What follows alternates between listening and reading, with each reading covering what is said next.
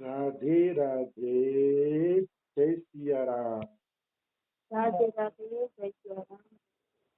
આપણે રામચરિત માનસની અંદર અરણ્ય કાંડ ઉપર પ્રવચન ચાલે છે. અરણ્ય કાંડની અંદર આપણે આગળ વધીએ તો આપણે કાલે જોયું કે વૃદ્ધ હોય, રોગી હોય, જળ હોય, ધન વગરનો હોય, આંધળો બેરો ગમે એવો પતિ હોય, ऐसे हूँ पति कर किए अपमाना, नारी पाव जमपुर दुख नाना. આવા પતિનું પણ કોઈ અપમાન કરશે તો ઈ નારી જમપુરની અંદર દુઃખ પ્રાપ્ત કરશે, નિશ્ચિત. એમાં કોઈ એટલે કોઈ શંકા નથી. આ સતી અનસુયા સીતાજીને ઉપદેશ આપે છે કે ગમે એવો પતિ હોય, હા, એક મેં કાલે વાત કરીને કે ભજનમાં રોકતા હોય તો અલગ વાત છે.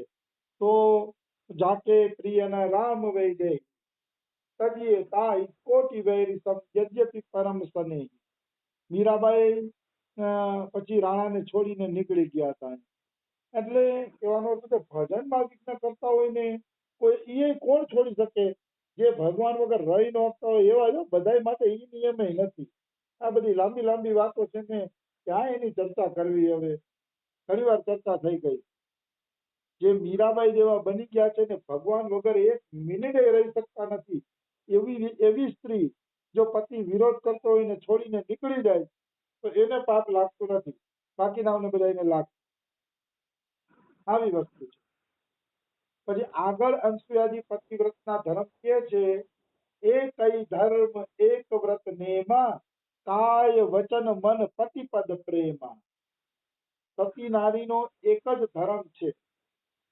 એકઈ ધર્મ એટલે એક જ ધર્મ છે. એક વ્રત નિયમ એટલે એક જ પતિવ્રતા સ્ત્રીનું વ્રત હોય, એક જ નિયમ કે કાય વચન મન પતિપદ પ્રેમા.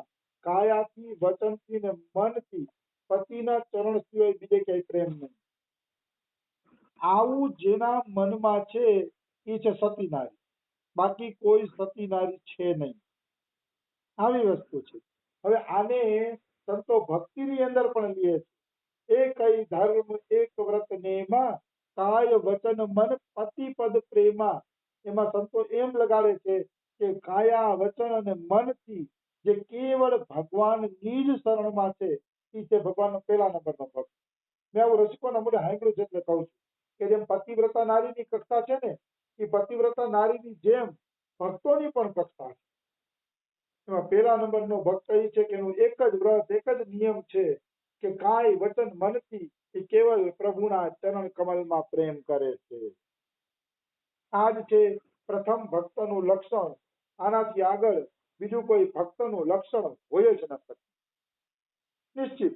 એમાં કોઈ એટલે કોઈ પણ પ્રકારની શંકા નથી. પછી આગળ કીધું, જગપતિ વ્રતા ચારી વિધિ અહી, વેદ પુરાણ સંત સબ કહી. જગતમાં 4 પ્રકારની પતિવ્રતા નારીઓ છે. 4 પ્રકારની પતિવ્રતા નારી જગતની અંદર પ્રખ્યાત છે એવું વેદો, પુરાણો ને સંતો કહે છે. મતલબ તુલસીદાસ એમ કહે છે કે એમ ન માનતા કે મારી વાત છે, આ કોઈ મારા ઘરની વાત નથી, પણ વેદો, પુરાણો ને સંતો એમ કહે છે કે જગતમાં 4 પ્રકારની પતિવ્રતા નારી છે. તો એ 4 પ્રકાર ભક્તના લક્ષણો લાગુ પડે છે. એટલે આપણે સાથે સાથે ભક્તોના લક્ષણ પણ લેતા જશું. તો પહેલા નંબરની પતિવ્રતા નારી કઈ છે? ઉત્તમ કે અસ બસ મન માહી, સપને હું આન પુરુષ જગ નાહી. જે ઉત્તમ પતિવ્રતા છે, જે પહેલા નંબરની પતિવ્રતા છે, એના મનમાં એક ભાવ હોય છે. એવો ભાવ હોય છે કે સપને હું આન પુરુષ જગ નાહી. સપનામાં એને કોઈ બીજો પુરુષ દેખાતો નથી. એ માનતી નથી મારા પતિને છોડીને જગતમાં બીજો કોઈ પુરુષ છે જ. એ છે ઉત્તમ પતિવ્રતા નારી. આપણે થાય કે પુરુષ દેખાતો નહીં હોય તો કે દેખાય, પણ એને અલગ ભાવથી, પિતાના ભાવથી, પુત્રના ભાવથી એવું કંઈક દેખાતું હોય. પણ ઉત્તમ તો એવી છે કે એને પોતાના પતિ સિવાય બીજો પુરુષ જ નથી દેખાતો. તો અહીંયા ઉત્તમ ભક્તનું લક્ષણ શું છે? ઉત્તમ ભક્ત માટે સપને હું આન દેવ જગ નારી. સપનામાં એના માટે બીજો કોઈ દેવતા છે કે નહીં એ દેખાતું નથી. એને બધાય દેવતાઓમાં પોતાનો એક જ પ્રિયતમ દેખાય છે. જીત દેખું ચિત શ્યામમય. જ્યાં જોઉં ત્યાં મારો એક જ પ્રિયતમ રહેલો છે, બીજો કોઈ રહેલો નથી. એવો ભાવ જેનામાં જાગે છે ઉત્તમ. આવી વસ્તુ છે. તો ભગવાનની ભક્તિ અનન્યતાથી કરવી. ભગવાનમાં પણ એવી રીતે મન લગાડવું કે જાણે બસ ભગવાન સિવાય બીજું કઈ છે જ નહીં. પણ અહીંયા એટલું જરૂર કહીશું, અહીંયા લક્ષણ એવા છે કે શિવને જોશો તો કૃષ્ણ દેખાશે, રામને જોશો તો કૃષ્ણ દેખાશે. કોઈ ભગવાનથી મોઢું નહીં ચડાવે. તમે તો અનન્ય છીએ. મોઢું ચડાવે તો ખોટો ભાવ. તો માનવાનું કે હજી ઠીક ઠીક હાલતા નથી, તો એનો ઠીક ઠીક રસ્તો નથી. એમાં કોઈ એટલે કોઈ પણ પ્રકારની શંકા નથી. આવી વસ્તુ છે. પછી મધ્યમ પરપતિ દેખાઈ કેસે, ભ્રાતા પિતા પુત્ર નિજ જૈસે. મધ્યમ પતિવ્રતા નારી છે, મતલબ બીજા નંબરની પતિવ્રતા નારી. એ પુરુષોને કઈ રીતે જોવે છે?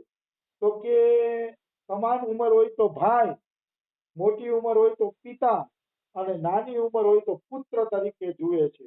આ છે મધ્યમ પતિવ્રતા નારી. બોલો, જેને પતિ સિવાય ક્યાંય પ્રેમ નથી, એને બીજો પુરુષ દેખાય છે, પણ ભાઈ પિતા અને દીકરા બરાબર દેખાય છે, તો એ કે મધ્યમ. કારણ કે ઉત્તમ તો એ છે કે પતિ સિવાય બીજું કઈ દેખાતું જ નથી. એ ઉત્તમ પતિવ્રતા નારી. બાકી બધી મધ્યમ. જેને પુરુષ દેખાય છે, પુરુષ જાત દેખાય છે, એ બીજી પતિવ્રતા નારી.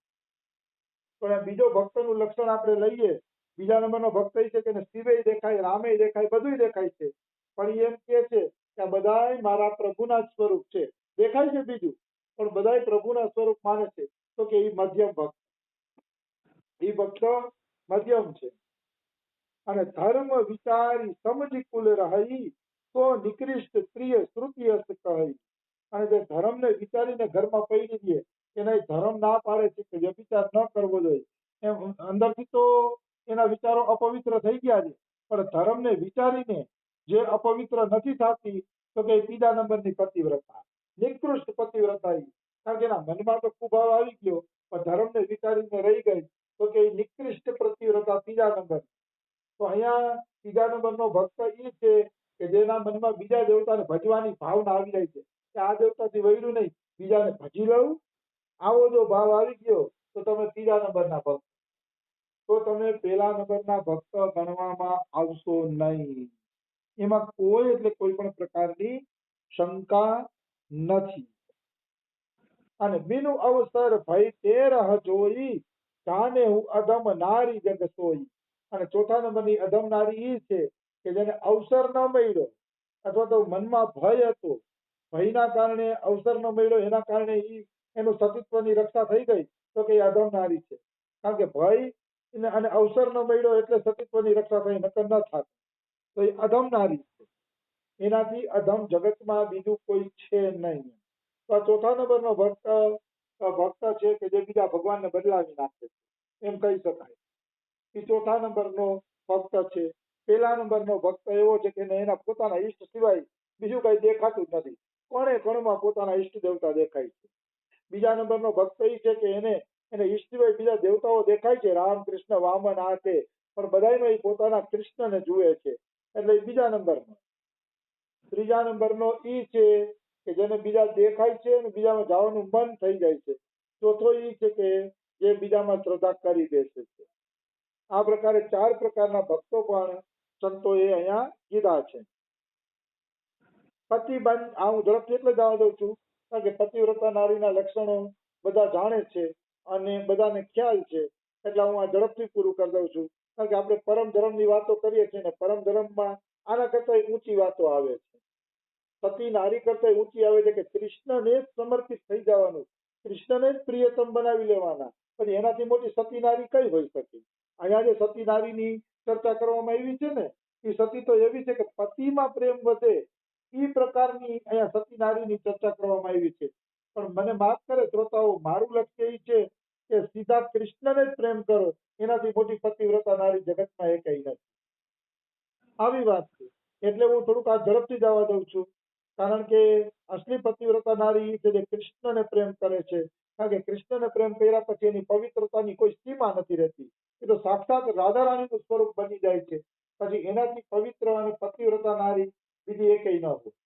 તો આપણે પ્રશ્ન થાય કે કૃષ્ણને પ્રેમ કરે છે તો પતિ હોય તો પતિનું શું એમ? તો કે ભાઈ પતિને વધુ હરખી રીતે હાચવી શકશે. જે કૃષ્ણને પ્રેમ કરે ને એ પતિની સેવા એ ભગવાન માનીને હરખી રીતે કરી શકશે. પણ કૃષ્ણને પ્રેમ નહીં કરતી હોય ને એ પતિવ્રતા નારી ગમે ત્યારે રસ્તો એનો બદલી જશે. એટલે કૃષ્ણને પ્રેમ કરવાથી પતિની સેવા વધુ સરસ રીતે થાય છે. કારણ કે એને પછી પતિમાં કૃષ્ણ દેખાવા માંડશે. એટલે કૃષ્ણને પ્રેમ કરવાથી મોટી વસ્તુ તો એકેય નથી. એટલે હું આ પતિવ્રતાના લક્ષણો થોડા ઝડપથી જવા દઉં છું. કારણ કે મને કૃષ્ણ પ્રેમ અને કૃષ્ણ તરફ આગળ વધે એવી વાતો વિશેષ ગમે છે. પરમ ધર્મની વાતો વિશેષ ગમે છે કે જીવ કોઈ પણ રીતે ભગવાનનો બની જાય. બસ ભગવાનને તન મન ધન સોંપી દઈએ અને ભગવાનને જ પ્રિયતમ બનાવી લઈએ. કારણ કે એવા વરને વરીને શું કરું જે આજ જીવે ને કલ મર જાય. હું તો વરુ સુંદર શ્યામને ચુડલો અખંડ રહી જાય. અમે તો આવી વાતો આવે ત્યારે પાનો ચડે. અમે તો જો લગ્ન કર્યા નથી, વિરક્ત છીએ, એટલે વિરક્તિની વાતો થોડીક વધુ ગમે. બાકી પછી ગ્રહસ્થોએ પોતપોતાની રીતે આમાંથી સારા વિચારો લઈ લેવા જાય, રામાયણમાં લાગુ પડે. પણ મારું એવું માનવું છે કે કૃષ્ણને પ્રેમ કરવા વાળી પતિવ્રતા નારીમાં પણ ખરી ઉતરે છે, એમાં કોઈ શંકા નથી. ઓલી પતિવ્રતા નારી તો કદાચ હજી પણ પગલું આડાચૂકું જાય તો તેનો ધર્મ બગડી શકે છે. પણ કૃષ્ણ પ્રેમીનો ધર્મ કોઈની બગડ્યો નથી. કૃષ્ણએ પગલે પગલે એવી પતિવ્રતા નારીની રક્ષા કરી છે અને એના પતિઓને પણ કૃષ્ણએ ટેકો આપીને ભક્ત બનાવીને ધામમાં બોલાવી લીધા છે. એવા ઉદાહરણો પણ શ્રીમદ ભાગવતને એમાંથી મળે છે. એટલે કૃષ્ણને પ્રેમ કરવો એ પતિવ્રતા નારીની ખાસ શોભા છે. એમ કેવું હોય તો કહી શકાય. એટલે મનુષ્યએ કૃષ્ણને જ પ્રેમ કરવો જોઈએ. પછી આજે પતિ બંચક પર પતિરતી કરઈ રૌરવ નરક કલ્પ સત પરઈ. પતિને છોડીને જે બીજા પતિની અંદર રતિ કરે છે કે બીજા પુરુષમાં રતિ એટલે પ્રેમ કરે છે તો કલ્પ સત એટલે 100 કલ્પ સુધી એ રૌરવ નરકની અંદર પડે છે. પૂરા 100 કલ્પ સુધી એને રૌરવ નરકની અંદર જવું પડશે. એમાં કોઈ એટલે કોઈ પણ પ્રકારની શંકા નથી. આવી વસ્તુ છે. અને કે છન સુખ લાગી જન્મ સત કોટી દુઃખ ન સમજ તેહી સમ કો ખોટી. મતલબ ક્ષણિક સુખ. પતિવ્રતા નારી એ તો પતિનું ધામ પ્રાપ્ત કરે જ છે પતિની સાથે, પણ પતિને છોડી દે છે તો ક્ષણિક સુખના કારણે કે 100 કરોડ જન્મ સુધી એ નરકમાં દુઃખ ભોગવે છે. તો આને ખોટી નારી કહેવાય. તેહી સમ કો ખોટી. આના જેવી ખોટી એટલે મૂર્ખ નારી કઈ હોઈ શકે કે જે ક્ષણિક સુખ માટે 100 કરોડ કલ્પ સુધી નરકમાં જવા તૈયાર થઈ જાય છે. એ નારી વાસ્તવમાં મૂર્ખ છે. એનાથી મૂર્ખ બીજી કોઈ નથી એવું લખ્યું અહીંયા ચોખ્ખું. અને પછી કીધું બિનુ શ્રમ નારી પરમ ગતિ લહઈ પતિવ્રત ધર્મ છાંડી છલ ગહઈ.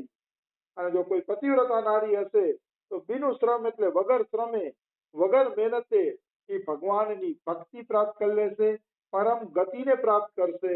એમાં કોઈ એટલે કોઈ શંકા નથી. પણ એને પતિવ્રત ધર્મ છલ છોડીને ગ્રહણ કરવો પડશે. છલ કપટ છોડીને જે પતિનું પાલન કરે છે, પતિની ભક્તિ કરે છે તો એ અવશ્ય પરમ ધામ ભગવાન શ્રી કૃષ્ણના ધામને પ્રાપ્ત કરે છે. પણ જો એ કૃષ્ણને ભેગી માનતી હશે તો કૃષ્ણનો ધામ મળશે, નકર પતિ લોક જ મળશે. પાછું એ પણ કહી દઉં, કૃષ્ણને માનતી હશે તો પતિ સાથે એ કૃષ્ણના ધામમાં જશે, નહીતર એને કેવળ પતિ લોકનું સુખ મળશે, આગળના કોઈ સુખ મળશે નહીં. આવી વસ્તુ છે. પછી કહે છે પતિ પ્રતિકૂળ જન્મ જહ જાય વિધવા હોય પાય તરુણાઈ. જે પતિની પ્રતિકૂળ હાલે છે, પતિના વિરોધમાં હાલે છે, એ બીજા જન્મમાં વિધવા થશે. તરુણાઈ એટલે યુવાનીમાં. જે યુવાનીમાં વિધવા થઈ જાય એને માની લેવાનું કે આગલા જન્મમાં એ પતિને પ્રતિકૂળ હાલી. અતિશય પતિને પ્રતિકૂળ હાલે ને એ આગલા જન્મમાં જુવાનીમાં જ વિધવા થઈ જાય છે. એવું અહીંયા તુલસીદાસ ચોખ્ખું લખે છે. એમાં કોઈ શંકા નથી. એટલે પતિની પ્રતિકૂળ ન હાલવું, પતિની ઈચ્છા મુજબ હાલવું, પતિ કહે એમ કરવું, એનાથી સ્ત્રીનું સૌભાગ્ય ખીલશે. ઘણા લોકો પતિની વિરુદ્ધમાં જ હાલતા હોય, પતિ સાથે ખોટા ઝઘડા કરતા હોય, એને ત્રાસ દેતી હોય. પતિ બિચારા કમાતા હોય ને આ બ્યુટી પાર્લરમાં પૈસા ઉડાડતી હોય. આવી બધી સ્ત્રી આગલા જન્મમાં જુવાનીમાં વિધવા થઈ જશે નિશ્ચિત. કારણ કે એ પતિની પ્રતિકૂળ હાલે છે અને તુલસીદાસની ચોપાઈમાં મને કોઈ શંકા નથી.